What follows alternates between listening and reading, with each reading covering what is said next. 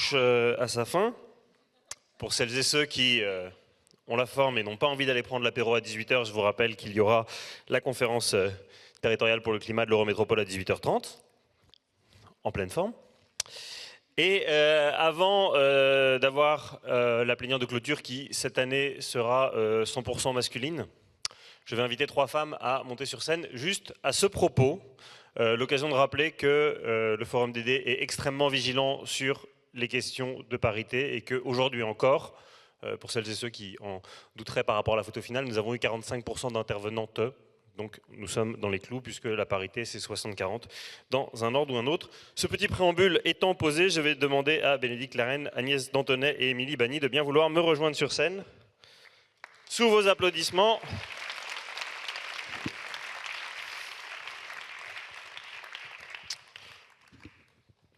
Bonsoir mesdames. Bonsoir. Bonsoir. Bonsoir. On reste comme ça? Ah, on reste comme ça. Ouais, on est comme ça. Je romps la non-mixité du groupe parce que voilà, vous avez compris que j'y suis attaché. Donc là, bon, vous avez quand même l'illustration du fait qu'on vit en matriarcat. Voilà. Moi, je suis ravie qu'on chauffe la salle pour ces messieurs. Voilà, ça nous fait très plaisir. Non, merci à toutes les 3 d'être avec nous, puisque on a déjà eu la démonstration ce matin sans votre soutien, sans vos partenariats, il n'y a pas de forum DD possible, donc merci. Je commence avec vous, Bénédicte. Vous êtes mandataire en charge de la Caisse d'épargne Grand Est et en tant qu'acteur bancaire, tout simplement, un peu la même question que ce qu'on avait ce matin. À la fois, qu'est-ce que le thème de la vulnérabilité évoque chez vous et comment est-ce que vous le portez au quotidien, tout simplement? Alors d'abord, merci pour ce thème que je trouve vraiment magnifique. Moi, je voudrais revenir sur un point essentiel, c'est la différence entre fragilité et vulnérabilité. Parce que finalement, la fragilité, ça renvoie à quelque chose d'interne, un état qui peut être temporaire, durable. Et ce qui fait qu'une fragilité devient une vulnérabilité, en fait, est lié à la réponse externe qu'on y apporte. Et je pense que quelqu'un qui est porteur d'un handicap, qui ne peut pas se déplacer, c'est une fragilité, mais si la société lui apporte les réponses adaptées en termes de transport, en termes d'accessibilité, cette fragilité ne devient pas une vulnérabilité. Et en fait, finalement, le parallèle peut se faire aussi auprès des acteurs de l'entreprise, l'économie sociale, collectivité locale, enfin tous les acteurs qu'on accompagne nous au quotidien. Et notre rôle et notre ambition, notre promesse, j'espère, c'est d'incarner un banquier non pas fournisseur d'argent et de solutions, mais plutôt un banquier tiers de confiance. Et cette notion de tiers de confiance, pour moi, elle réside précisément dans la capacité à identifier les fragilités, les zones de risque de nos clients et les accompagner pour que ça ne devienne pas une vulnérabilité. Alors, en termes d'illustration, je ne sais pas, je vais en retenir 3, j'essaie d'en choisir qui étaient en lien avec les thématiques du jour. La première, pour moi, c'est la solitude du dirigeant. Je pense que ça peut vraiment devenir une vulnérabilité.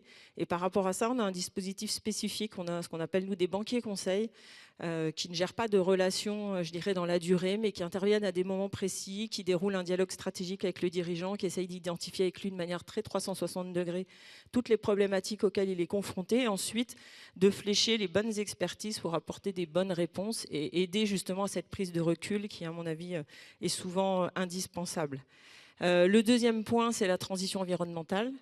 Avec une volonté d'accompagner nos clients sur à la fois quel est leur impact sur l'environnement en ayant des dispositifs de financement vertueux qui intègrent des indicateurs RSE qui permettent de bonifier les conditions de financement quand ils sont respectés, mais aussi quel impact l'environnement peut avoir sur leur business model et les risques que ça amène, avec notamment du conseil. Et puis la dernière, c'est vous avez des tables rondes sur l'IA, la data. C'est magnifique, mais ça amène aussi son lot de fragilité, notamment tout ce qui est cybercriminalité. Et voilà, en tant que banquier, évidemment, on a cette nécessité d'assurer à la fois la protection de vos données, mais aussi d'accompagner nos clients avec des outils qui permettent de simuler du phishing, enfin d'entraîner les collaborateurs à avoir de bons réflexes. Voilà ce que je pouvais vous dire sur ce thème. On aurait pu faire 3 heures. Merci beaucoup, il y a beaucoup de pédagogie. La différence sur fragilité et vulnérabilité, c'était très bien vu. Donc ça veut dire que si demain un conseiller caisse d'épargne m'appelle pour me redemander mes identifiants et mon mot de passe, c'est... Alors ne répondez pas. Ne répondez, c'est ça. Voilà, on est d'accord, il ne faut pas répondre. Non, mais on est là pour essayer de progresser tous ensemble. Donc, tout à fait. Voilà. Mais c'est amusant quand même sur le dernier point, c'est que vous, quand vous pensez IA, ça vous évoque la cybersécurité, alors que moi, ça m'évoque l'électronisme comme risque de nouvelles fragilités. Vous voyez, comme... Oui, oui, enfin il y en a tellement.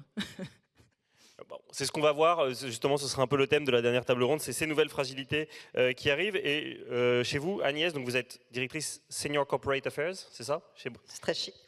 Chez Brasserie Cronenbourg, vous êtes aussi présidente de la Fondation Cronenbourg, et c'est à ce double titre que vous êtes avec nous aujourd'hui, parce que l'entreprise que vous représentez, quand on lui parle de la vulnérabilité, ça évoque, alors vous pouvez nous dire ce que ça vous évoque à titre personnel, mais à titre professionnel et plus particulièrement, ça vous évoque un programme dont vous souhaitiez parler à l'assistance qui s'appelle Agir pour demain.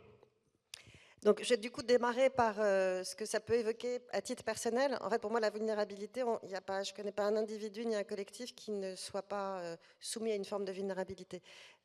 Et il me semble essentiel, en fait, de reconnaître ça, parce qu'à partir du moment où on en a conscience, c'est ce qui nous permet d'agir. Pour revenir à Cronenbourg, Cronenbourg est une entreprise alsacienne donc est née il y a plus de 360 ans et je m'attarde 2 secondes là-dessus parce que la vulnérabilité quand une entreprise a traversé près de 4 siècles, c'est quelque chose qu'on connaît. Juste pour avoir quelques points historiques, donc 1664, donc on est né sous Louis XIV, on a connu la Révolution française, on a connu plusieurs guerres, donc forcément l'adaptabilité fait partie vraiment de l'ADN. La deuxième chose qui est importante quand on parle du produit brassicole, c'est que c'est un produit essentiellement connecté au vivant. Et quand vous regardez l'amont ainsi que l'aval. L'amont, c'est nos matières premières agricoles. On a besoin d'eau, on a besoin d'orge, on a besoin de houblon, on a besoin de levure. Donc tout ça, ce sont des organismes vivants.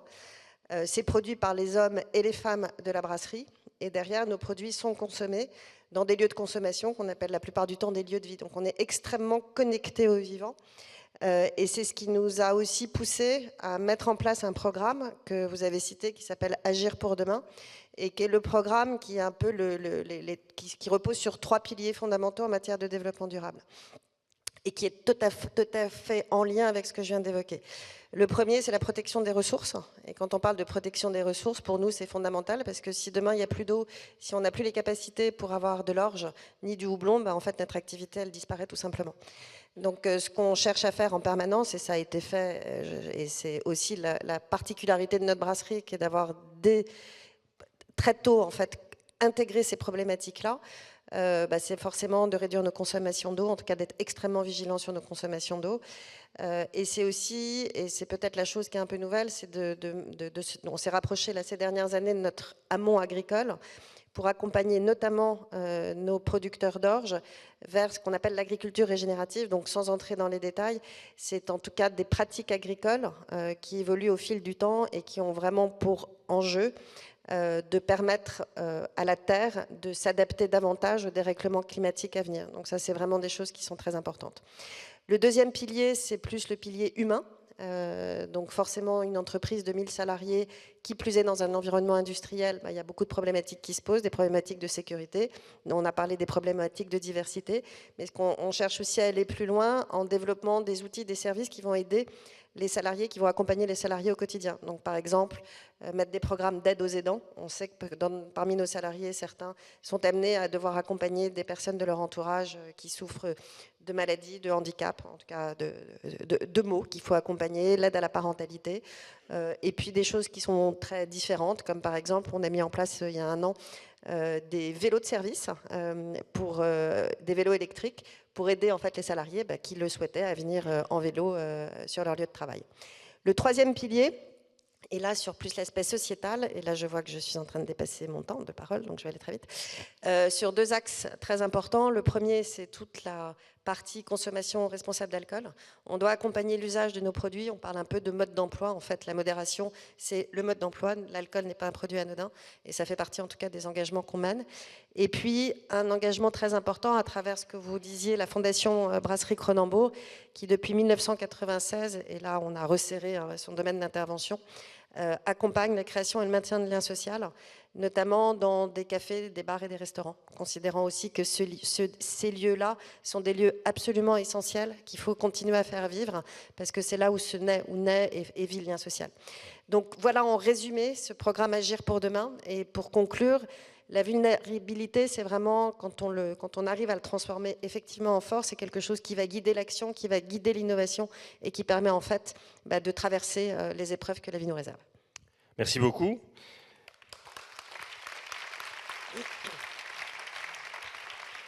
Et on voit qu'il y a une grande congruence dans cette journée parce que les élus de l'Eurométropole et de la région avaient ouvert en parlant des problèmes agraires à venir et notamment du stress hydrique, et vous revenez dessus. Donc c'est bien de voir que les acteurs privés publics marchent dans la même direction, parce qu'effectivement, on va le voir, la crise environnementale, elle est globale et elle se fout bien des statuts des entreprises et des organisations. Et pour terminer, donc Émilie Bany, vous êtes vice-présidente santé, société et, je pense, vous êtes la seule en France, vulnérabilité chez Harmonie Mutuelle. Je sais que vous avez une approche très humble de la fragilité, parce qu'à l'heure où j'ai dit que j'allais faire une sieste, là, tout à l'heure à 15h, voilà, il y a nombre de personnes qui se sont moquées, et vous avez accueilli ça avec beaucoup de bienveillance, donc je vous en remercie publiquement. Voilà. Et conseil pour les organisateurs, l'an prochain, mettez un canapé, etc., parce que je vais faire une sieste par terre. Voilà. Ceci étant posé, donc vous êtes une entreprise mutualiste et forcément le thème des vulnérabilités ça vous parle, et puis vous avez même donc, le mot dans votre titre. Est-ce que vous pouvez nous expliquer pourquoi, et au-delà de, au-delà de l'intitulé, à quelle réalité opérationnelle cela correspond-il? Oui, alors c'était un vrai choix quand on a recomposé le comité exécutif il y a quelques années. Je tiens à préciser que je suis vice-présidente, donc ça veut dire que je suis élue parmi les adhérents de la mutuelle pour les représenter dans l'intérêt des adhérents et dans la gestion saine et prudente de l'entreprise. Et donc dans le comité exécutif, sur 8 personnes, on a 2 personnes qui sont consacrées, on va dire, à la RSE, si on doit un peu catégoriser comme ça. Donc il y a moi qui suis sur les enjeux sociétaux et j'ai une collègue qui est sur les enjeux santé et écologie. Donc c'est aussi pour poser dans l'entreprise et puis dans la place, j'ai envie de dire, le fait que ça a du poids dans le pilotage de l'entreprise et de la stratégie, d'avoir 2 personnes sur 8 au sein du comité exécutif pour donner du poids à ces sujets d'inégalité, de vulnérabilité et des sujets environnementaux. Alors, comment on fait? J'ai envie de partager un peu quelques ambitions autour du pouvoir d'agir, puisqu'on est entreprise mutualisme, on est entreprise, on aime bien dire mutualiste à mission. On est devenu entreprise à mission il y a quelques années. Alors on s'était posé la question, est-ce qu'on doit être une entreprise à mission alors qu'on fait déjà partie de l'ESS et qu'en plus on travaille certains sujets, mais ça nous a aidé à aller beaucoup plus loin parce qu'on s'est dit, finalement, pour agir sur les vulnérabilités et les risques socio-écologiques, on a besoin de travailler sur les environnements capacitaires et de créer les conditions d'une bonne santé. Alors c'est comment je m'alimente, mais comment je m'alimente, c'est aussi comment je produis. Donc c'est de soutenir un certain nombre d'initiatives sur ces sujets. Tout ce qui va être promoteur de bonne santé, la question du logement, la question du dépistage, des vaccinations, de la prévention. Et donc l'ensemble de ces sujets, on les prend vraiment pour créer des conditions propices à la bonne santé. On a ouvert un mouvement qui s'appelle Éco-Santé, que vous pouvez tous rejoindre autant que vous êtes. C'est notre responsabilité aussi en tant que première entreprise mutualiste de santé en France. Et puis si on prend l'échelle du groupe Vive, on est un Français sur 6 protégés. De se dire comment on agit plus tôt, donc vraiment tous les aspects préventifs de détection, de dépistage, de détection des signaux faibles aussi dans les entreprises. Comment on agit plus vite avec un réseau de soins où là, avec 1700 établissements à l'échelle du groupe Vive partout en France, on travaille à faciliter l'accès et le recours aux soins. Et puis c'est aussi agir autrement, c'est-à-dire sur tout ce qu'on peut éviter en termes de maladies, et on sait les enjeux qu'on a autant sur la santé mentale, l'environnement, un certain nombre de sujets, comment avec des interventions aussi non médicamenteuses qu'on peut soutenir, telles que l'activité physique adaptée, un certain nombre de sujets comme l'alimentation ou d'autres, on peut aussi agir en prévention pour être en bonne santé et lutter contre les vulnérabilités. Incroyable, peu français quand même, parce que c'est vrai qu'on a eu Jacques Fradin cet après-midi, le médecin, qui revenait sur le GECO, donc le GEC du comportement, et qui rappelait à quel point en fait en France on n'est pas bon en prévention, et effectivement on est très bon dans l'intervention a posteriori, donc bravo à toutes les trois, vous avez cranté les enjeux très haut. On espère que ces messieurs vont donc être dignes, et je vais donc sans plus tarder, puisque nous sommes pile dans les délais, demander à Éric Duverger, Joseph Chovanec et Jean-François Dufresne de bien vouloir me rejoindre sur scène pour cette plénière de clôture sous vos applaudissements.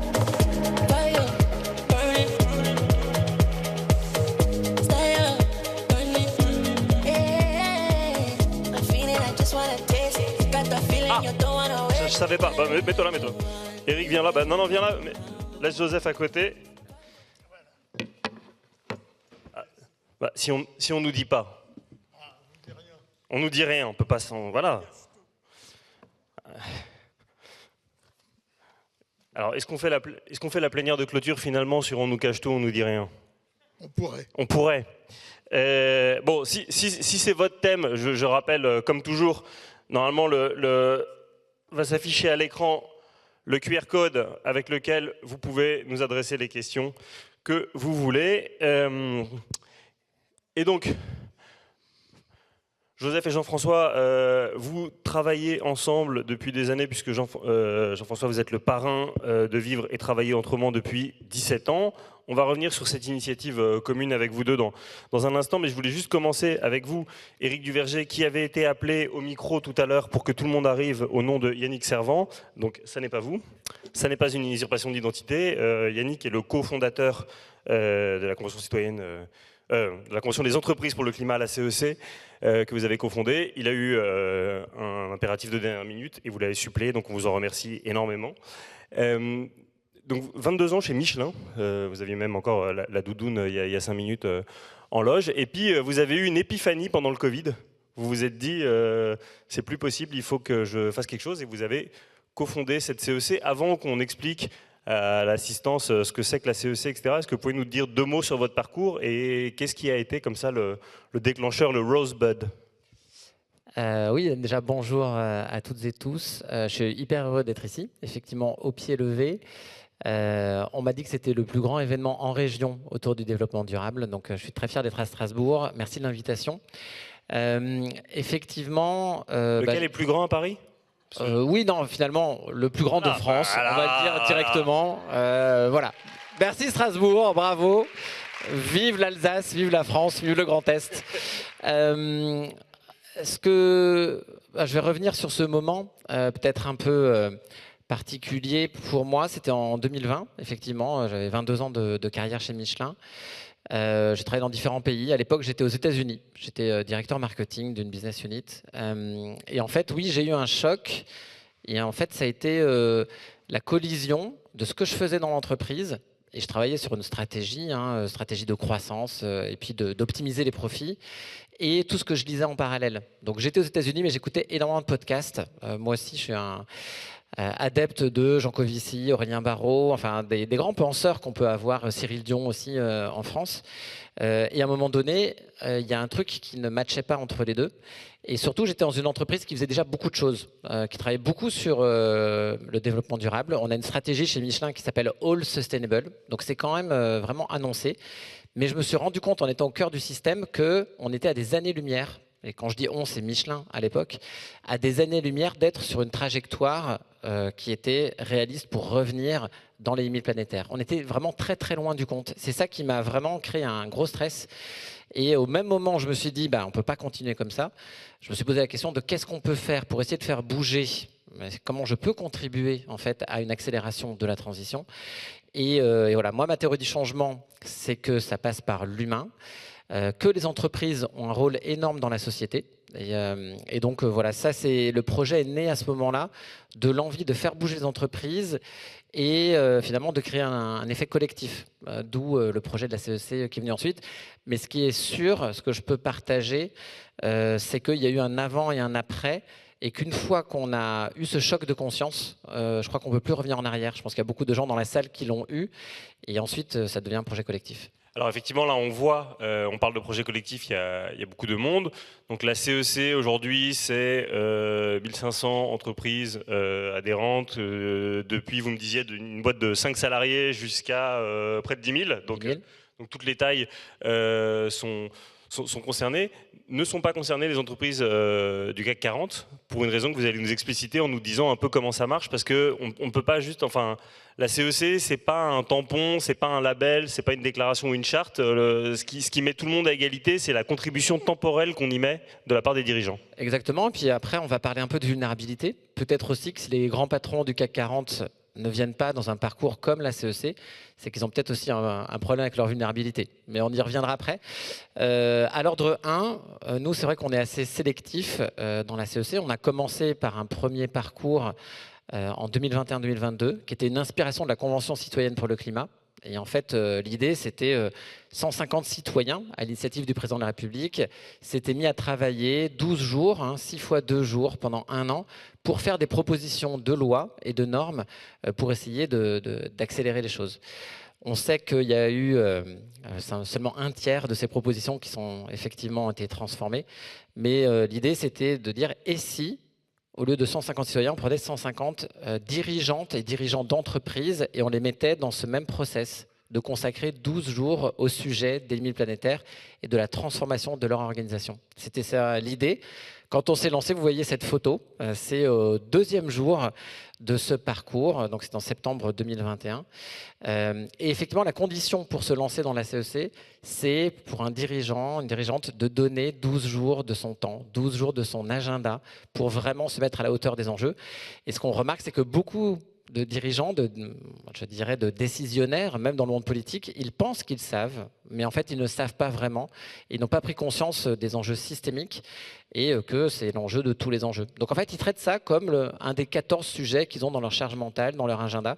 Et c'est ça qu'on essaie de faire remonter tout en haut dans ces 12 jours de parcours. Est-ce que tout le monde joue le jeu? Parce que le truc qui est très connu quand on est prof, c'est de dire je vais donner une douzaine de cours dans cette institution prestigieuse. On vient faire le cours introductif devant les élèves qui sont captivés. Et à partir du 2e cours, on envoie son chargé de TD, son chargé de mission, etc.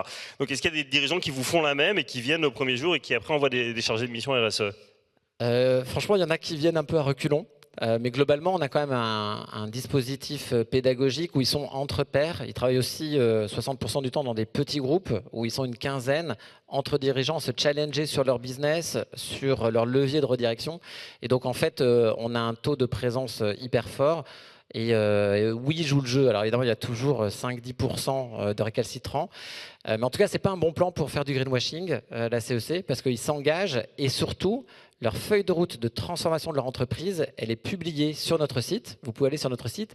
À ce jour, on a plus de 1000 feuilles de route de transformation d'entreprise de toute la France, tous les secteurs qui ont été publiées. Et c'est un engagement qui est pris par la dirigeante ou le dirigeant. De dire, voilà, dans les 10 prochaines années, ce que je vais faire pour me mettre à la hauteur des enjeux. Depuis ce matin, il y a un mot qui est beaucoup revenu pour expliquer les obstacles à la transformation.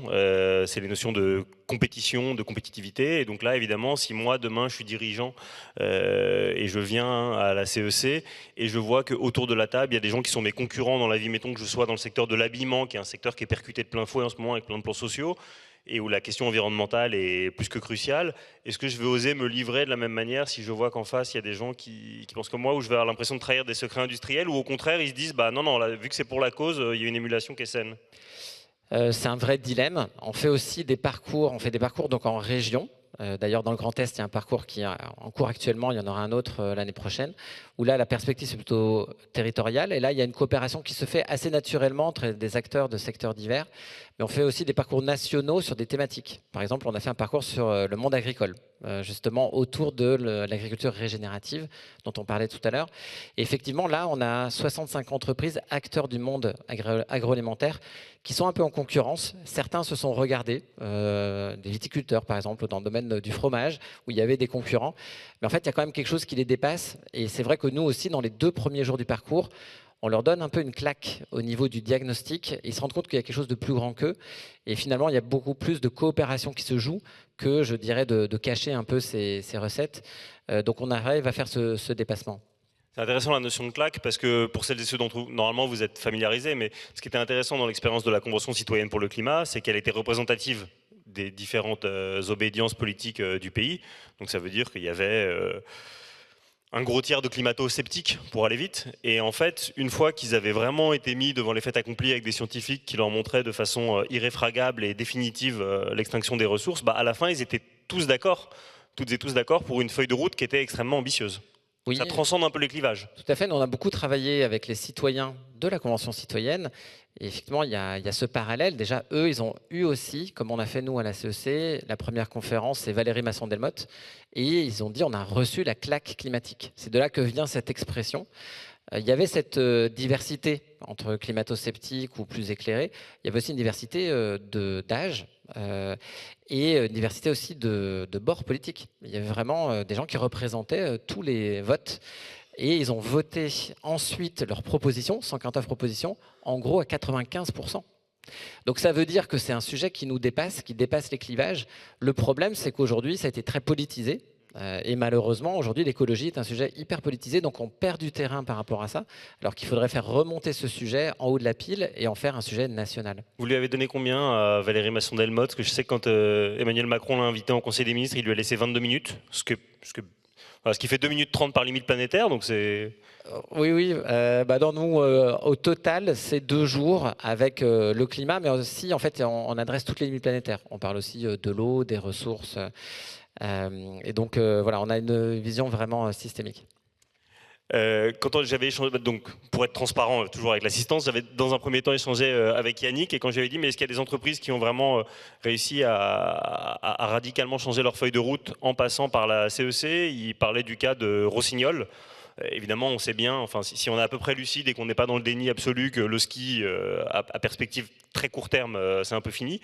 Et en fait, après être passé chez vous, ils ont complètement revu enfin, c'est plus que leur business model, c'est leur cœur d'activité en fait. Oui, alors c'est vrai que c'est un exemple un peu emblématique. Peut-être j'essaierai d'en donner 2 ou 3 autres. Mais c'est vrai que sur Rossignol, le PDG de Rossignol, effectivement, c'est un enjeu de survie en fait pour son entreprise. Et d'ailleurs, dans la CEC, il y a un moment, un exercice qu'on fait qui est « quelle est ma neige ?» Donc pour toute entreprise, de se poser la question de « quelle est ma neige ?» Alors évidemment, pour Rossignol, c'est très clair. Ils ont lancé une grande stratégie de diversification. Aussi de s'adresser beaucoup plus avec les territoires pour aller chercher des solutions. Et effectivement, il y a eu un renversement stratégique qui est en train de réussir. D'ailleurs, de nouveaux investisseurs sont venus et ils ont limité leur dépendance. Ils ne sont pas encore complètement sortis parce qu'effectivement, ils sont pris de plein fouet. Mais il le reconnaît lui-même, sans la CEC, il serait en train de déposer le bilan. Après, peut-être un autre exemple. Je prends un exemple que je prends très rarement, mais ça m'y fait penser tout à l'heure sur la compétition. C'est l'entreprise qui est du côté de Grenoble qui fait des albums photos, qui s'appelle PhotoWeb. Peut-être vous connaissez, pour Noël, on peut offrir des albums photos dans sa famille. Et en fait, ils ont mis en place une nouvelle imprimante. Donc c'est le cœur de leur production. Avec une entreprise qui est en Provence et qui fait moins 30% de consommation d'énergie, moins 40% sur l'eau, avec des nouvelles encres. En fait, c'est bon sur tous les indicateurs. Il y a moins de coûts, tout est bon. Et ils ont mis au point cette machine et ils ont décidé, dans un forum en Allemagne, de livrer tous les brevets qu'ils avaient trouvés à leurs concurrents. Donc, ils ont 22% du marché européen en disant tous ces progrès peuvent être faits aussi par nos concurrents. Voilà, et ça, c'est suite à la CEC qu'ils ont décidé de faire ça. C'est pas ce qu'on m'avait appris moi en école de commerce. On m'avait dit quand tu as trouvé quelque chose, tu le gardes, tu le fais fructifier. Mais ils ont publiquement libéré ces brevets justement pour que tout leur secteur puisse basculer. C'est ça qu'on essaie de chercher à la CEC, c'est vraiment quelque chose qui va beaucoup plus loin que ce qu'on fait habituellement. Je suis bouche bée, c'est un peu incroyable. En fait, c'est un peu comme si Coca livrait sa recette, mais le versant positif, quoi. L'autre versant de la montagne, c'est incroyable. C'est incroyable. Et on sait s'il y a des concurrents qui s'en sont emparés, qui ont dit ah bah merci. Ah ouais, carrément. Et ils le font. Ouais. Ok, incroyable. Peut-être pour terminer, je sais que tu es venu avec un diagramme, voilà. Enfin, le thème de la vulnérabilité, voilà ce que ça t'évoque. Bon, je pense que tout le monde le lira assez simplement. Sur la plénière d'ouverture, en fait, Alexandre Fayol, donc le patron d'Advance, intuitivement, a un petit peu eu la même matrice que toi. Donc, est-ce que tu peux nous la détailler, ce que ça t'évoque, nous donner un exemple, nous dire là-dessus où est-ce que tu te situes toi, où est-ce que se situerait Donald Trump, tu vois, pour prendre des points qui ne sont pas au même endroit sur le graphique. Quand je les ferai, franchement, Donald Trump, c'est très très facile. Hein, il est tout en haut à gauche. C'est la première fois qu'on lui dit. Voilà, tout en haut à gauche. Parce qu'en fait, pour moi, il y a 2 enjeux. Je me suis dit que ce n'était pas assez de parler de la vulnérabilité. En fait, on est sur la lucidité par rapport à ces vulnérabilités. Et ça marche au niveau d'une entreprise, ça marche au niveau d'un individu aussi. Et donc, il y a un axe qui, effectivement, est-ce que je suis en déni ? Ou est-ce que je vais cacher en fait mes vulnérabilités, mes faiblesses ? Ou est-ce que je suis en lucidité ? Par rapport à mes vulnérabilités, mes forces. Et donc ça, c'est hyper important. Connais-toi toi-même, et je pense que vous en avez parlé toute la journée. Après, on a un autre enjeu, c'est l'enjeu de transformer. Transformer nos organisations, transformer nos manières de vivre. Et donc, en fait, nous, on travaille beaucoup sur l'énergie de transformation. Il y a de l'énergie dans cette salle. Il y en aura de l'énergie ensuite qui va venir grâce à une journée comme celle-ci. Et en fait, il y a des gens qui ont de l'énergie de transformation.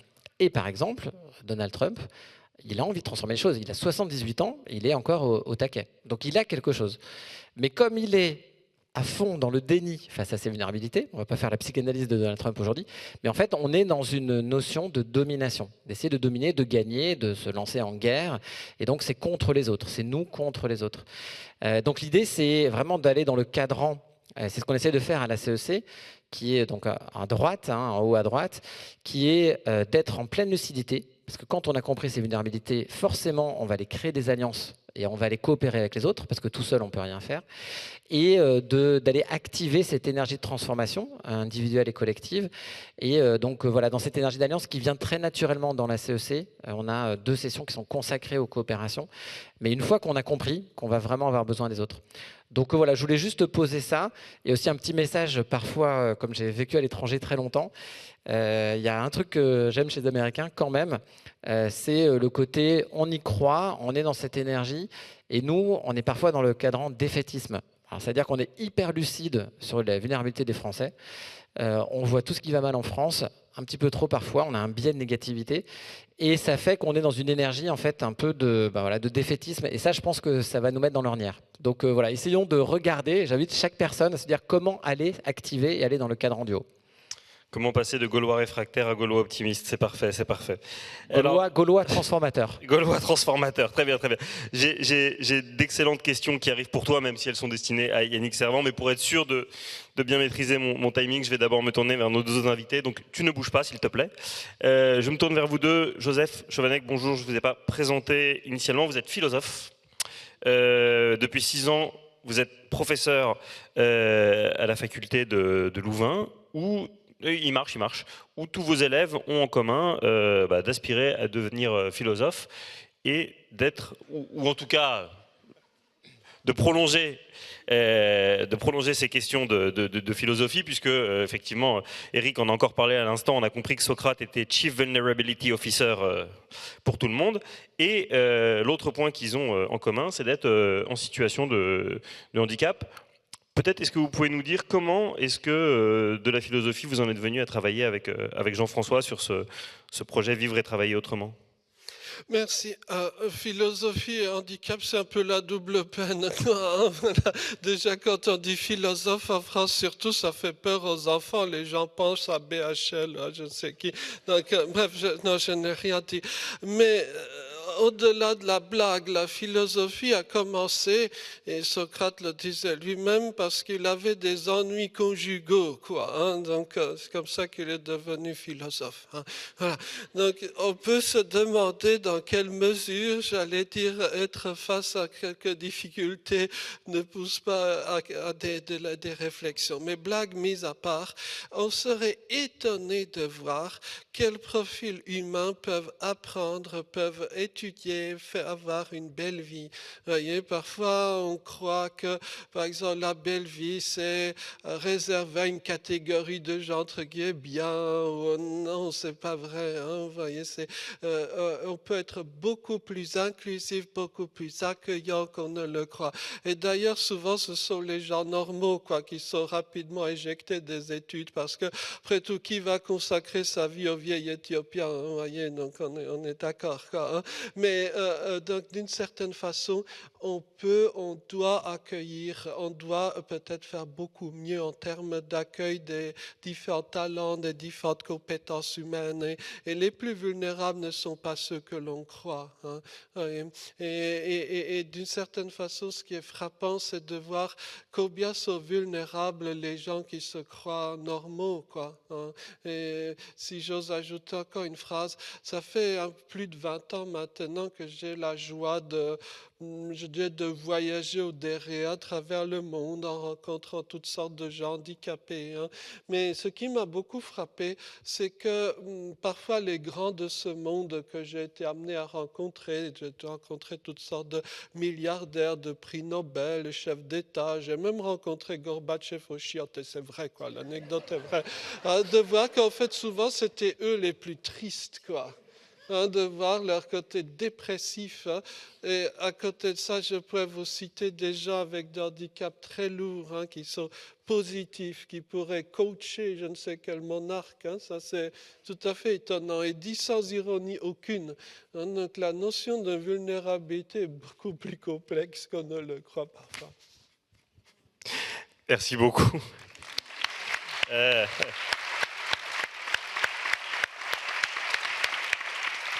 Joseph, reconnaissez quand même que Gorbatchev est rentré dans l'histoire pour des raisons qui peuvent le laisser un peu triste. Tout le monde n'a pas effondré un empire. Pour la petite anecdote, je ne vais pas entrer dans les détails, mes parents étaient migrants ou réfugiés politiques. Mon père a fait le goulag et on pourra en parler, mais bon.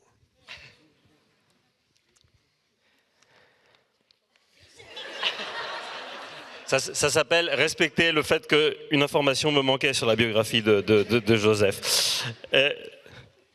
Je vais rentrer à mon hôtel sur les genoux ce soir. Voilà. Jean-François, je sais donc que vous travaillez avec Joseph depuis des années. Vous êtes le parrain de Vivre et Travailler Autrement pendant 17 ans. C'est lui le parrain. Oui. Vivre et Travailler Autrement. Association que vous avez créée, évidemment là c'est la fin de journée, il m'a perturbé. C'est une rencontre tous les deux alors que vous occupez d'une entreprise qu'on appelle Andros et vous avez effectivement une conviction en commun, on vient d'entendre Joseph, c'est que vous m'avez dit les gens handicapés au travail ne sont pas ce qu'on croit. Oui, c'est parfaitement clair. On peut pas, je ne vais pas vous dire autre chose. Alors il nous reste un peu de temps, mais si vous voulez on peut s'arrêter là-dessus. On peut s'arrêter là-dessus, mais vous posez la question... Ils ont décidé de me tester en fin de journée là. Vous posez la question de telle façon qu'on ne peut y répondre que comme ça. Est-ce que, effectivement, donc, pour être un tout petit peu plus disert, je dirais que la question c'est est-ce qu'on va protéger les vulnérables ou est-ce qu'on va les intégrer? Ou est-ce qu'on va leur donner la chance d'exister? Alors, comme nous nous occupons, je m'occupe de personnes qui sont les autistes dits sévères, c'est-à-dire non-verbaux à déficience intellectuelle. Tout le monde disait, mais c'est pas possible, il faut les mettre dans un coin, une petite maison au bord des bois où ils vont passer le reste de leur existence. Et moi, j'ai pensé qu'ils pouvaient travailler et s'intégrer dans la société. C'est ce qu'on fait.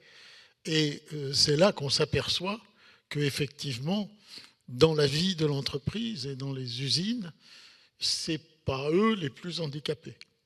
Loin de là, c'est pour ça. D'où ma réponse liminaire. Justement, à propos effectivement des personnes avec des troubles sévères, où effectivement on a une réponse un peu compassionnelle, où on se dit on va les mettre dans des institutions, donc non plus... Enfin, le contraire de l'inclusion, donc vraiment l'exclusion, on les met à côté de la société. Vous m'expliquez que les premières victimes de ceci, c'était les personnes eux-mêmes, puisqu'elles avaient 20 à 25 ans d'expérience de vie inférieure, et que vous avanciez ce chiffre, 50% des gens qui sont en institution ne devraient pas y être. Ah oui, j'en suis absolument convaincu. Je pense que les politiques publiques menées par les différents, les pouvoirs successifs politiques ont amené à l'exclusion de gens qui ne devraient pas être exclus, qui devraient être inclus dans la société. Ceci d'autant plus que l'inclusion des personnes vulnérables est efficace et nous rend tous plus heureux. Donc c'est très con. Est-ce que vous pouvez nous expliquer effectivement comment est né ce dispositif Vivre et Travailler Autrement et qu'est-ce que ça reflète au quotidien tout simplement? Comment il est né? Il est né parce que j'ai un fils qui s'appelle Luc, qui est un être merveilleux, et à qui on promettait de finir sa vie dans une de ces institutions qui sont fermées à clé, où ils sont à 80% sous camisole chimique, et où ils ont effectivement de 20 à 25 ans d'espérance de vie de moins que la moyenne nationale. Donc je me suis dit que pour mon fils, c'était pas terrible. Et donc j'ai dit, mais si on le faisait travailler, et tout le monde a dit non, c'est pas possible. Sauf qu'on a une culture dans les entreprises qui est qu'on essaye les choses. On tente des nouveaux produits, on tente des nouveaux process, on tente des nouvelles organisations. Et puis si ça marche, ça marche. Puis si ça ne marche pas, ce n'est pas grave. On apprend. Est-ce que vous formez les collègues de ces jeunes que vous allez accueillir? Bien entendu, il faut les former. Bien entendu, nous, on les emploie en CDI.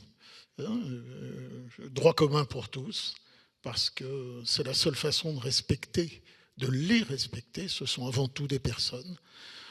Quand on parle de l'autisme, on sait qu'il y a un continuum entre l'autisme et la neurotypie.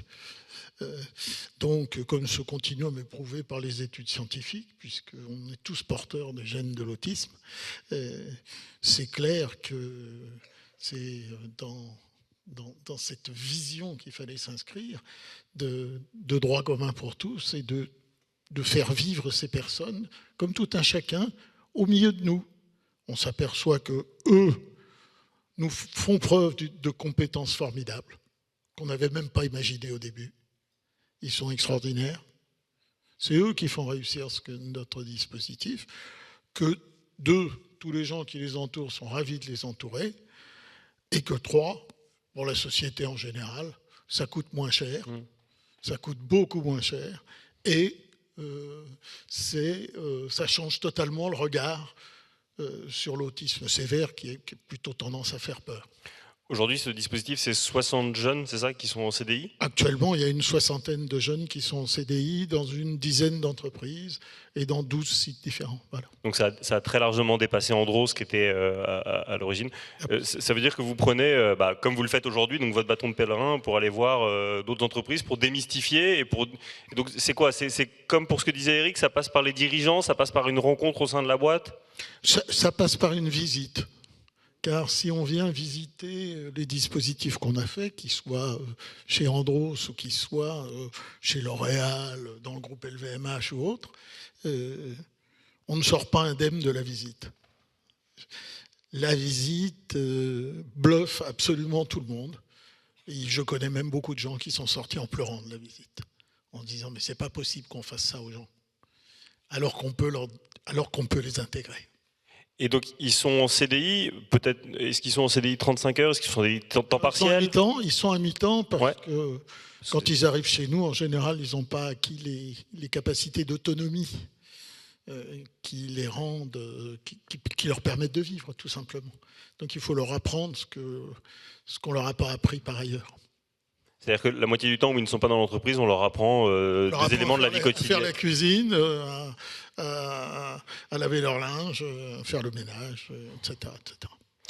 Et effectivement, et à faire des loisirs, évidemment, oui. Ça va de soi. Non, mais ça revient sur les propos de Joseph juste auparavant. Il y a encore aujourd'hui un grand nombre d'hommes, j'en profite puisqu'on n'est que des mecs à la tribune, qui ne savent toujours pas faire les lessives et se faire à manger, et qui attendent que ça se passe par l'opération du Saint-Esprit, bien sûr. Joseph, qu'est-ce que ça vous évoque, effectivement, ce que vient de dire Jean-François? Parce que là, on est face à un cas très classique où la société dit on va mettre à côté dans des institutions parce que de toute façon, ça ne pourra jamais marcher. Et l'association que vous avez la joie de présider prouve que c'est l'inverse. Ça pose la question de savoir qui notre société met à l'écart. C'est tellement facile d'écarter quelqu'un, c'est tellement facile de dire « Ah, lui, il est bête, lui, il n'apprendra jamais rien ». Mais sur quoi ça repose, quoi? Je n'ai encore jamais rencontré de personnes humaines dépourvues de compétences. Jamais. Pourtant, Dieu sait que j'en ai vu de ces lieux horribles avec juste un matelas posé par terre qui pue la pisse où la personne doit vivre, quoi. Je n'ai jamais rencontré de personnes dépourvues de compétences, quoi. Par contre, beaucoup de gens que j'ai vus, on n'a pas vu leurs compétences. On n'a pas mis en valeur ces compétences-là. Ça, oui, ça c'est courant, quoi. Et donc, quand j'ai pu rencontrer Jean-François, quand j'ai pu voir, en fait, j'avais été heureux de ma visite, mais je n'avais pas été choqué, moi. Voilà, parce que je sais que les gens sont capables de bosser, quoi. Voyez, et donc, oui, sur beaucoup de points, les gens, je dirais entre guillemets déficients, ne sont pas ceux que l'on croit. Une anecdote, juste comme ça, une au hasard parmi 1000 autres. Lors des Jeux paralympiques, là, une grande entreprise parisienne, peu importe le nom, avait dans son hall d'entrée mis un méga puzzle, quoi, de plusieurs dizaines de milliers de pièces. Et c'était drôle de voir les hauts cadres, costumes cravate, très orgueilleux parce que je fais des études, tout ça. Donc il prend une pièce, et, zut, ça va où ça? Merde, raté, ah, et tant pis, je m'en vais, quoi. Puis il y a le petit autiste qui arrive, le mec jugé non-verbal, déficient de tout ce que vous pouvez imaginer. Il prend une pièce, pouf, il prend une pièce, pouf, il prend une pièce, pouf, comme ça. Mais oui, il ne se trompe jamais. Alors, qui est déficient dans la baraque, ça reste à démontrer, quoi. Et c'est toujours comme ça, quoi. Voilà. Et je pense que on a mis beaucoup de gens à part, mettre à part, ça se dit apartheid en néerlandais, c'est l'apartheid dans le sens exact, mais sur quoi ça s'est fondé, je ne sais pas, j'avoue que je n'arrive pas à comprendre. Alors des sketchs, on pourrait en faire à l'infini, bon, puisque le soir parfois on est un peu crevé, juste un petit sketch, alors ça se répète souvent sous une forme ou sous une autre. Je me pointe le matin, pardonnez, dans un établissement pour faire des rencontres, formations, peu importe. La personne à l'accueil me tend des clés parce qu'elle pense que je suis le nouveau pensionnaire de la baraque, quoi. C'est excellent parce que ça montre que cette professionnelle du handicap a compris qu'il y avait un club commun, quoi, avec les gens de l'établissement. Mais pourquoi le soir venu, moi, je serai à l'hôtel, alors que les nouveaux copains, eux, ils sont toujours entre quatre murs, quoi. Et des fois, je me dis, mais est-ce qu'ils vont me laisser sortir le soir, quoi, hein? Ah oui, non, c'est des vraies questions. Hein, et encore, allez, juste pour plaisir, hein, une dernière. L'autre jour, j'étais dans un établissement psychiatrique du sud de la France. Histoire vraie. Donc, vous voyez à quoi ça ressemble. Il y a une cour, il y a des types, bon, bref. Et j'ai vu près du mur, il y a un type avec des cheveux longs et sales. Il avait l'air très malheureux, quoi. Donc, je vais le voir, je dis bonjour, moi c'est Joseph, quoi. Hein, et il m'a dit, je suis le psychiatre, quoi. Désolé, si on est psychiatre à l'asile, il faut toujours mettre sa blouse blanche, parce que sinon, comment je peux savoir qui est qui, moi? Voilà. Bon, bref, merci.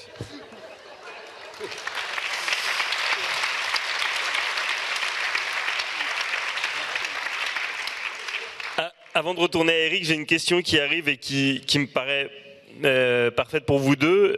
Joseph, vous évoquiez l'apartheid et on a souvent dit que effectivement l'école française avait séparé l'un de l'autre, alors qu'en Italie, par exemple, elle était infiniment plus inclusive par nature. On est censé être sorti de cette époque depuis la loi du 11 février 2005, en théorie, avec l'école inclusive. Et on nous dit justement en amont du travail, l'école inclusive, mais actuellement sans moyens à la hauteur. Que faire? Quelle réponse effectivement sur l'approche de l'école qui continue à séparer? Ce n'est pas qu'un problème de moyens, c'est un problème de culture. On a un problème de culture par rapport, ça s'appelle les biais cognitifs. Hein, on a un énorme problème de culture en France par rapport au handicap et aux vulnérabilités en règle générale. On a des idées préconçues. Les autistes sévères ne sont pas employables. On m'a dit, ça ne marchera jamais votre truc, ils sont inemployables. C'est ce que disait Joseph. Ben non, ils ne sont pas inemployables, ils ont plein de compétences formidables. Ils sont très appréciés dans les lieux où ils travaillent. Bon. Pour l'école, c'est pareil. On dit l'effort de mettre les enfants présentant des vulnérabilités ou des différences, de la diversité dans les écoles, c'est très très bien. Il faut continuer à pousser. Avant qu'on y arrive, on en a pour des décennies. Alors pourquoi faut-il le faire? Parce que ça fait beaucoup de bien aux jeunes qu'on arrive à mettre à l'école, ça fait surtout énormément de bien aux autres, à tous ceux qui ne sont pas handicapés. Donc, à nouveau, on peut se poser la question de qui sont les handicapés. Est-ce que ce sont ceux qui ne veulent pas s'ouvrir aux autres ou est-ce que ce sont ceux qui portent une différence? Joseph, vous vouliez compléter sur le rôle de l'école? Juste une anecdote. Par rapport à la loi du 11 février, l'auteur, celle qui a écrit les mots de la loi, Marianne Monchamp, il se trouve que c'est une amie proche depuis longtemps. Et il y a quelques jours, j'étais avec elle et elle m'a dit, je pense que je peux le répéter, le pire des cauchemars pour les décideurs politiques serait qu'une fée apparaisse et donne, mettons, 20 milliards pour l'éducation nationale sociale en France pour qu'elle devienne inclusive. Parce qu'en fait, là, on n'aurait plus de prétexte pour ne pas le faire. Quoi, hein. Voyez, donc, l'argument financier est un prétexte commode pour ne pas faire d'autres changements qui sont beaucoup plus, je dirais, significatifs. Merci beaucoup. Éric, j'en reviens à vous avec des questions qui étaient arrivées avant. Comment arrivez-vous à convaincre vos dirigeants de consacrer 12 jours aux enjeux RSE alors que les dirigeants ne cessent de courir après le temps et d'expliquer qu'ils sont submergés? Juste avant de répondre à cette question, je voulais faire un rebond dans ce que vous disiez en fait. Parce qu'en fait, quand on essaie d'avancer sur la transition écologique et sociale, on se rend compte, et quand je dis nous, c'est la CEC, mais plein d'autres organisations, associations ou mouvements dits de la transition, qu'on est embuté actuellement et qu'il y a un pivot à faire pour embarquer beaucoup plus largement. Et on peut se le dire aussi, le sujet de l'écologie est vu souvent par des classes plus populaires comme un peu bobo, pris par des gens qui peuvent se le permettre, par les entreprises et déconnectés du monde réel.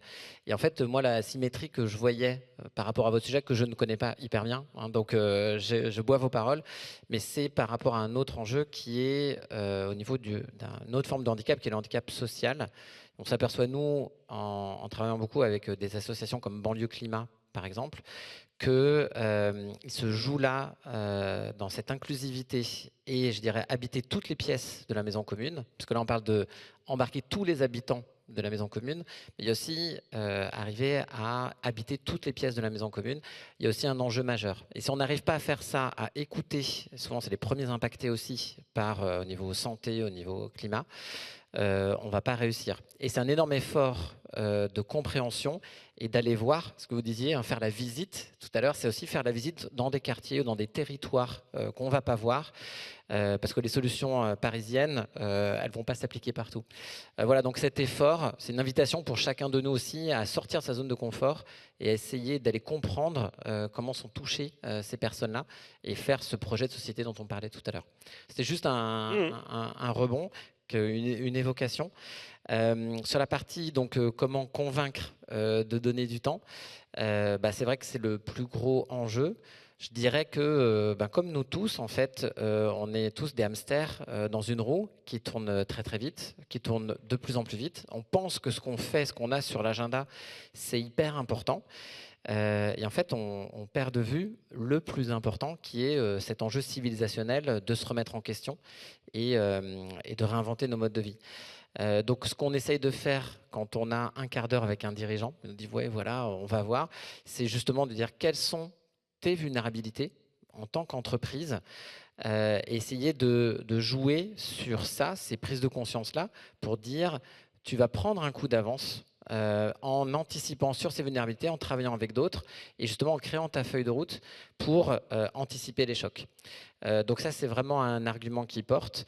Puis il y a aussi quelque chose qui est un peu plus direct, parce qu'il y a beaucoup de dirigeantes ou de dirigeants qui déclarent la transition est un énorme enjeu stratégique. Les employés disent « Ok, mais qu'est-ce qu'on peut voir de très concret ?» Et souvent, ils délèguent ça finalement à la direction RSE.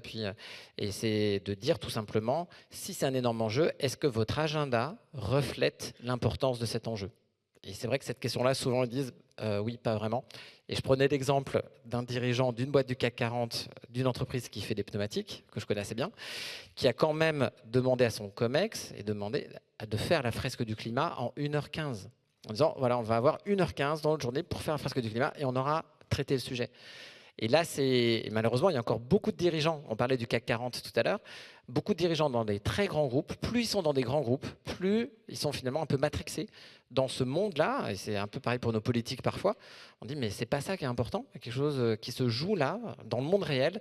Et voilà, cette déconnexion, c'est ce qu'on essaie d'aller chercher, de les ramener les pieds sur terre. Alors il y a une autre question, la personne a usé des capitales, donc je vais essayer de faire ressortir les capitales à l'oral pour qu'on comprenne bien les points sur lesquels il faut insister. Comment vous assurez-vous que les feuilles de route sont mises en œuvre en embarquant dans votre parcours que le dirigeant uniquement et sans questionner la gouvernance à transformer? Ouais. Merci pour la question, c'est une très bonne question. Alors déjà, le dirigeant, la dirigeante vient accompagné d'un binôme. Donc c'est deux personnes de l'entreprise qui viennent et très souvent la dirigeante va choisir une personne d'entreprise qui va être sa Chief Transformation Officer, qui va venir porter la gestion du changement. Et il y a un énorme enjeu, on s'aperçoit dans nos parcours, qui durent à peu près 1 an, d'embarquer tout l'écosystème. Alors déjà, tous les employés de l'entreprise. Donc là, il y a des techniques, c'est du leadership aussi. Et puis aussi les clients, les fournisseurs, donc ce qu'on appelle la chaîne de valeur. Ça, c'est vraiment un enjeu majeur. Et la gouvernance est souvent, très très très souvent, fait partie des leviers de feuille de route. Donc il y a beaucoup d'entreprises qui sont devenues entreprises à mission après avoir fait la CEC. Je crois que Franz Go est venu parler de la nature au board. Plein d'entreprises sont en train de se questionner pour mettre la nature au board. Des changements d'actionnariat, des changements de prise de décision, des comités qui se créent. Donc voilà, la gouvernance, c'est un levier pour cranter finalement des transformations dans la durée, même quand le dirigeant va pouvoir changer. Donc voilà, ça c'est vraiment capital. Et sur les feuilles de route, comment on s'assure que les entreprises vont le faire ?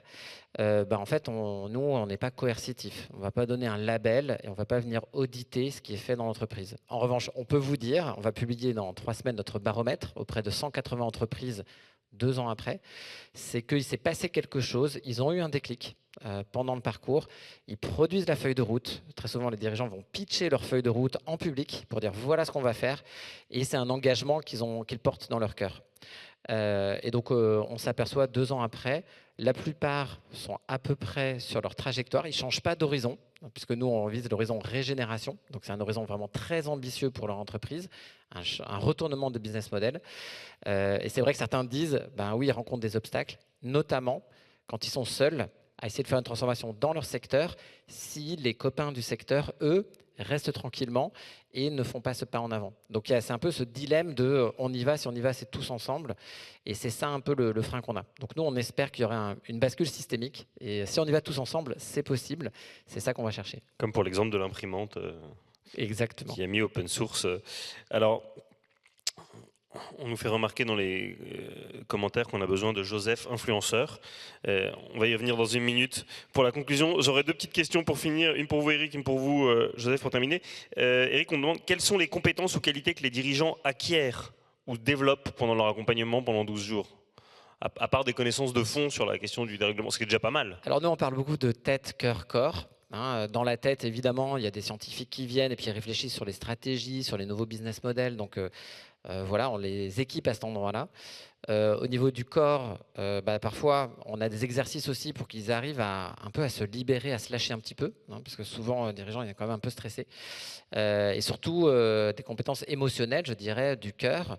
Et c'est vrai qu'on travaille là-dessus. Et il y a beaucoup de dirigeants, je termine là-dessus, puisqu'on parlait de la vulnérabilité. Il y a beaucoup de dirigeants qui nous ont dit, en fait, à la CEC, ce que vous faites, c'est que vous nous faites enlever l'armure. Parce que quand on est dirigeant, on a une armure, parce que c'est vrai que c'est une charge mentale très dure. Et nous, ce qu'on essaie de faire, c'est vous l'enlever. Vous êtes dans un cadre sécurisé. Et là, vraiment, vous pouvez aller chercher la transformation. L'armure, c'est une charge tout court. Mais oui, très bonne allégorie. Pour terminer, tout à fait. Alors donc, on a besoin de Joseph, influenceur. Et il est vrai que dans une logique d'intérêt général, ce serait bien que la chaîne YouTube la plus regardée de France ne soit pas Thibaut InShape, mais les conseils philo de Joseph Chovanec. Et Joseph, les anecdotes. Question de philosophe pour terminer. On vous demande, dans une société où le paraître et la culture du héros sont exacerbés, comment, selon vous, changer le regard sur les personnes dites vulnérables ? Merci, mais je pense que tout simplement, il faut rencontrer les gens, il faut les connaître. L'être humain est multiple. Pourquoi toujours croire que l'être humain ne correspondrait qu'à un fonctionnement unique?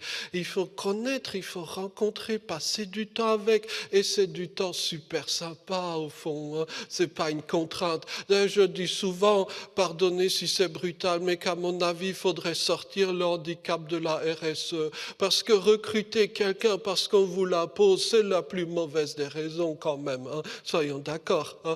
Il faut que la personne soit là dans la boîte, justement parce que c'est bon pour tout le monde. C'est comme ça qu'il faut raisonner. C'est comme ça que aussi on va soi-même avoir une relation plus apaisée avec l'autre. Parce que les conflits, ça vient de quoi? Les conflits, c'est quand vous bossez avec des gens comme vous. Ne travaillez jamais avec des gens comme vous, quoi. Hein, vous voyez, travaillez toujours avec des gens différents. Les guerres, les bagarres, c'est toujours entre voisins, quoi. Hein, vous voyez, c'est votre voisin qui est le salopard. Hein. C'est pas celui qui vit quelque part dans les montagnes en Chine. On n'a rien à faire, quoi. Hein, vous voyez ce que je veux dire? Hein. Donc, accepter de fréquenter la différence, c'est comme ça qu'on grandit, c'est comme ça qu'on ressent des moments de bonheur, j'en suis convaincu. Et il y a toujours une petite anecdote un peu, je veux dire, qui n'est pas de moi, je n'invente jamais rien, ce sont les gens qui me racontent ça. J'étais l'autre jour dans un pays oriental, peu importe les détails, et j'étais dans une boîte où il y avait à peu près la moitié d'autistes et la moitié des non-autistes qui travaillent. Hein. Et donc on me fait la visite et je pose la fameuse question naïve, mais comment faites-vous pour vous répartir les tâches? Et celui qui me faisait la visite me dit très très sérieusement, c'est tout bête. Les tâches humiliantes et dégradantes, on les donne aux non-autistes. Par exemple, direction générale, management. Et ils adorent ça, quoi. Tout le monde est content. Les tâches intéressantes, on se les garde entre nous dans le petit club autistique, quoi. Hein, vous voyez, tout le monde est content. Et c'est l'essentiel. C'est comme ça qu'une société au double sens d'entreprise et de groupement humain peut avoir un avenir, hein, je pense. On a tant d'activités différentes et tant de profils humains différents. Ben, faisons le matching, c'est très rigolo à faire. C'est un petit jeu que l'on pourra jouer un jour peut-être à grande échelle, je l'espère, dis-moi. Merci. Merci infiniment à vous, quelle merveilleuse conclusion. On va pouvoir essayer ce jeu à l'apéro qui va avoir lieu dans 10 minutes. Je vais vous demander de remercier très chaleureusement nos 3 intervenants. Je vais vous libérer, je vais demander à Guillaume Kaufmann de bien vouloir me rejoindre pour conclure cette journée.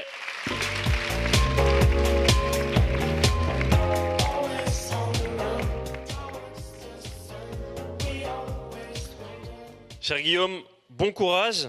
J'aurais pas aimé passer après Joseph. Tu vois, d'ailleurs, je vais m'éloigner pour te laisser tout seul comme ça. Merci, c'est ça. Non, par solidarité, je reste là. Je suis avec toi, Guillaume. Mais Merci Vincent pour cette solidarité. Effectivement, alors moi, j'ai pas d'anecdote à raconter. Si, j'en ai quand même une petite. Elles sont moins savoureuses que celles de Joseph. Et mon anecdote, c'est que il y a quelques semaines, j'ai eu l'occasion d'écouter l'intervention d'un général militaire sur l'ordre du monde, et il me parlait des problématiques qu'on a entendues ce matin, les conflits armés, la place de l'Europe entre la Chine et les États-Unis notamment. Et donc il évoquait aussi des choses dont on a parlé aujourd'hui, ne pas se mettre des œillères, accepter de voir ses vulnérabilités, l'importance de défendre nos valeurs. Il parlait de garder la vie. À quoi bon garder la vie? C'est pour perdre notre raison de vivre. Donc je sentais une énergie assez importante sur ce sujet-là. Mais je me suis dit quand même que quand on voit le monde par les armes, forcément la réponse, elle est par les armes et les armures, comme ça a été évoqué notamment par Eric. Et du coup, je me suis dit, heureusement que le forum va arriver bientôt parce qu'on verra les choses un peu autrement. Et du coup, moi j'ai toujours été aussi marqué par cette citation qui est « Heureux soient les fêlés, car ils laisseront passer la lumière ». C'est une citation que j'aime bien. Alors, pour ceux qui ont fait l'animation au Kintsugi, normalement, il ne faut peut-être pas, on va dire, refermer toutes les fêlures. J'aime bien cette notion de passage, parce que du coup, il y a cette notion de lumière qui entre. Et l'empathie, c'est aussi se laisser atteindre par les choses, mais aussi cette lumière qui ressort, qui illumine, et donc ces gens qui illuminent et qui rayonnent. Et je pense qu'il faut être encore un peu fêlé aujourd'hui pour être engagé sur ces questions d'économie responsable. Donc merci en tout cas à tous les fêlés dans la salle d'être là aujourd'hui. Et quand on a parlé du thème la vulnérabilité, justement on a eu un très bon accueil un peu sur ce thème. Ça s'est encore vu aujourd'hui. Notamment par rapport au contexte climatique, etc. Mais aussi parce qu'il permet un rapport à l'intime. Et c'est vrai, on l'a encore vu aujourd'hui, ce rapport à l'intime sur ce sujet de la vulnérabilité. Et donc, paradoxalement, on peut se sentir vulnérable face au vent contraire, de tout ce qu'on a parlé aujourd'hui, mais aussi, on peut se sentir vulnérable à l'évocation de choses positives. Et c'est vrai que pour moi, c'est notamment le cas. On n'a pas l'habitude de toujours dire ces choses positives, mais encore plus pour moi qui viens d'un milieu rural paysan où on ne dit pas les choses positives, même s'il y a plein de moments, de marques d'amour. Et donc, je voulais, pour conclure cette journée, vous dire merci. Et surtout, vous dire que je vous aime de pouvoir rendre cette journée possible et ce forum notamment du développement durable. Et surtout, je voudrais surtout inviter à personnes qui ont mis beaucoup d'amour dans leur travail pour que cette journée puisse avoir lieu. Et donc, merci d'applaudir les Fanny, parce qu'il y en avait 2 cette année, Camilla et Marie.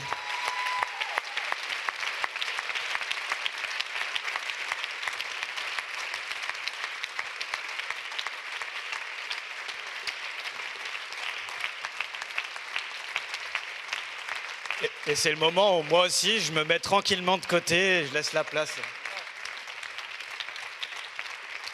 Waouh! C'était une des expressions d'une précédente personne qui a travaillé sur le forum, qui disait tout le temps « oh waouh ». Et là, c'est un petit peu le mot qui me vient en tête. Déjà, peut-être, pour reprendre aussi la charte éthique qu'on a mis en place sur le forum, on a toute une démarche engagée aussi que vous avez peut-être vue sur la journée, sur tout l'engagement qu'on met sur le forum dans la préparation, sur le label Éco-Manifestation Alsace. Et on a aussi une charte éthique dont on s'est doté et qui indique que le forum, c'est pas qu'un événement, c'est aussi une dynamique collective avec plein d'acteurs qui sont engagés, toute une force comme ça qui se dégage de cette journée. Je suis un petit peu émue là. Du coup, je tenais vraiment à vous remercier. Donc déjà, tous, vous, d'être présents aujourd'hui. Il y a vraiment une énergie qui est assez forte sur cette journée, assez folle. Et je tenais à remercier bien sûr tous les partenaires qui sont présents à nos côtés sur la journée. Vous les avez vus, je pense que voilà, tout au long de la journée, qui s'impliquent à nos côtés. Il y a tout un comité de programme qui est fait avec Marie, avec Camilla, avec Fanny aussi. Oui, on s'est dédoublé sur les Fanny. Et du coup, c'est un travail de longue haleine qui voit la naissance, voit le jour aujourd'hui. Donc c'est vraiment top. Merci encore une fois à tous les partenaires et merci à tous les intervenants, tous les animateurs, Vincent, depuis 2017 déjà. Et bien sûr, comme le disait Guillaume, toute l'équipe que vous voyez ici, je vais vous laisser la parole, toute l'équipe idée qui est mobilisée, vous les avez vus toute la journée avec les petits cordons. Donc ça aussi, vous avez vu les bénévoles avec les t-shirts du forum. Il y avait aussi toute l'équipe idée qui était aux manettes derrière, avec plein de missions sur la journée, donc ça c'est vraiment super agréable. Et merci encore une fois pour votre présence.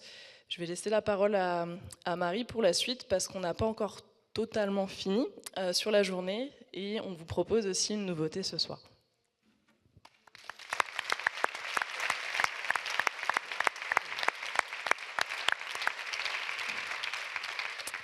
Merci, merci beaucoup pour ce petit mot. Effectivement, on voulait vous parler d'une dernière petite animation qu'on vous a concoctée pour ce soir. Vous savez, sur le forum, on ne fait qu'innover. Chaque année, on teste des nouvelles choses. Et cette année, on s'est dit qu'on avait envie de mettre en avant d'autres types d'acteurs avec lesquels on travaille et qui font aussi la force de l'événement d'aujourd'hui. C'est tous nos partenaires réseau que vous voyez à l'écran. Alors, il y en a encore d'autres, mais notamment ce soir, c'est ceux qui se proposent de venir à votre rencontre, puisqu'on organise un apéro des réseaux. L'idée, c'est vraiment de vous permettre de rencontrer cet écosystème d'acteurs sur le territoire qui sont en capacité de vous accompagner dans vos démarches de transition, de transformation, pour une économie plus responsable. Et donc, tous ces acteurs-là, chacun, ils ont une petite clé peut-être de votre transformation aussi. Donc, on a imaginé un format très simple, très sobre pour ce soir. C'est vraiment à l'occasion du cocktail de clôture. Il y a plein de petits manches debout et vous allez pouvoir aller rencontrer chacun de ses partenaires. Et si par hasard, vous n'avez pas le temps d'échanger avec lui ou avec elle, ou qu'il a dû s'absenter, il y aura toujours une petite pancarte qui vous dit tel réseau fait ça, le contact c'est un tel, le site internet c'est ça, et vous pourrez aller creuser pour les rencontrer. et pour en savoir un petit peu plus sur tous ces acteurs qui sont des ressources de plus pour vous, pour continuer l'aventure Forum DD.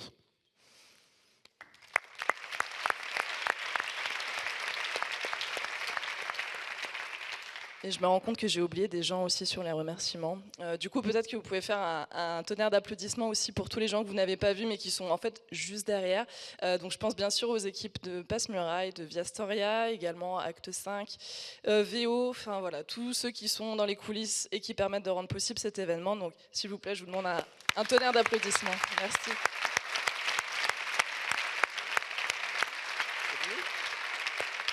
Effectivement, je vous propose, c'est fini, comme tu l'as dit. C'était fini. Vous pouvez bloquer votre 10 novembre 2026, me glisse-t-on à l'oreillette, et vous avez exactement 31 minutes 30 pour boire un coup avant le début de la conférence pour le climat de l'Eurométropole. Bonne soirée à tous.